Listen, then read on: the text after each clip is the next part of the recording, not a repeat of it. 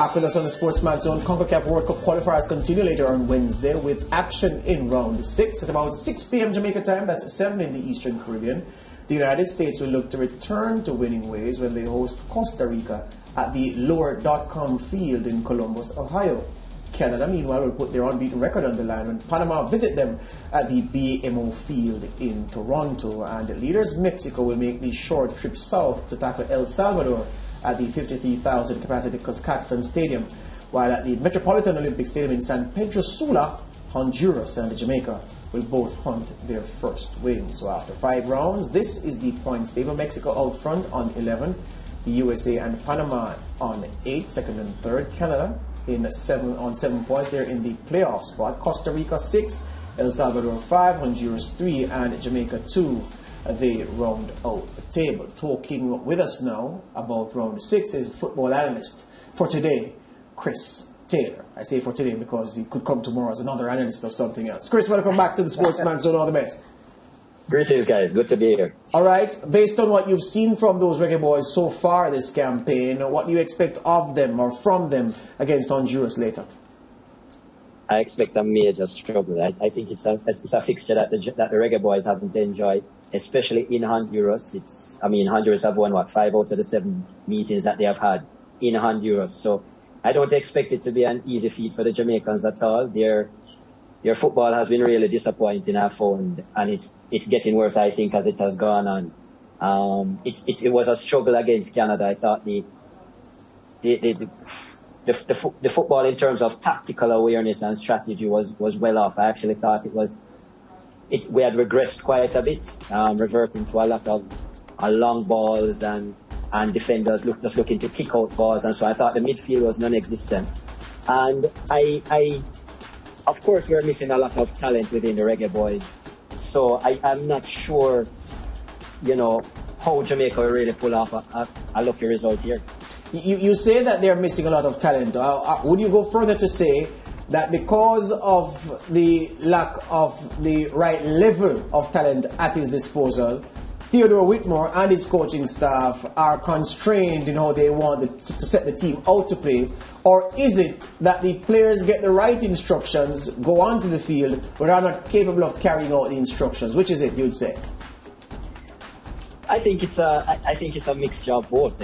I think as well that Jamaica are lacking a bit of talent. You look at the midfield and you think to yourself, who is going to orchestrate that midfield? Who is going to, show some creativity within there? I think it leaves a lot to be desired. The one person in the midfield I thought he was really able to string the passes of recent time we were seeing is probably Daniel Johnson, who is not there now. I thought he made a difference in the midfield. He's no longer there. I think I found the midfield to be quite leggy. And as you said, very robust, very aggressive, but not enough finesse, creativity, and the ability to pick that pass. So even though the Reggae Boyz do have talent up front, you think of Roof, you think of the likes of Mikel Antonio when he's available, you think of Leon Bailey. If they can't get the service from the midfield, then they're redundant. And I think that has been a struggle. Where I will question Papa Whitmore is in some of the selections. And I say, I think of a player like, Lamar Walker. I wonder why he's not in this squad. I think of other players who could be creative like Demar Rose, young players who I think would add a lot of energy and a lot of vibrancy to this team that is lacking that, a lot of creativity. And as I said, the football just looks to me like it has regressed. Yeah, Chris, how did the Jamaica team get here though? Because everyone knows the schedule for World Cup qualifying, and Qatar 22 would have always been now.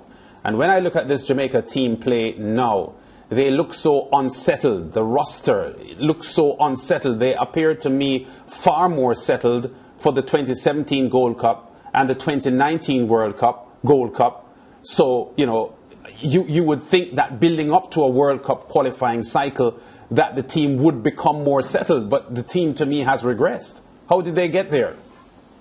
And I'm not really sure what has happened in terms of the communication. Obviously, as you said, the international schedule, it's always hard to mirror that or to have that working well with the club setup. But we've seen a lot of other international teams being able to get it done. I'm not sure what the problem is with the Reggae Boyz and the management of the team.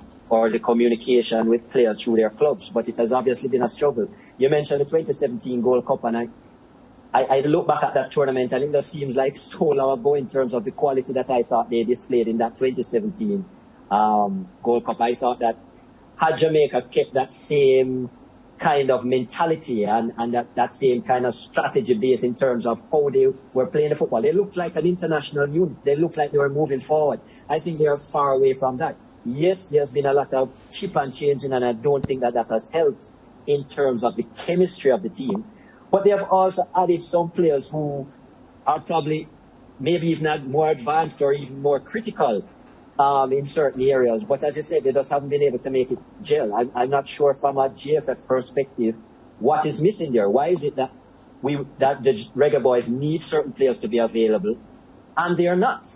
Is it a case of communication? Is it a case where the players are... I don't necessarily think it's a case that the players are not interested, but something along the communication lines is not effective at the moment. Chris, guess what? The time has caught up on us. I hope you're available tomorrow to review the game with us, when we'll have a lot of time to dissect what went right or what went wrong in Honduras along with the other games. So please, when the producer calls you, do answer your phone, my friend.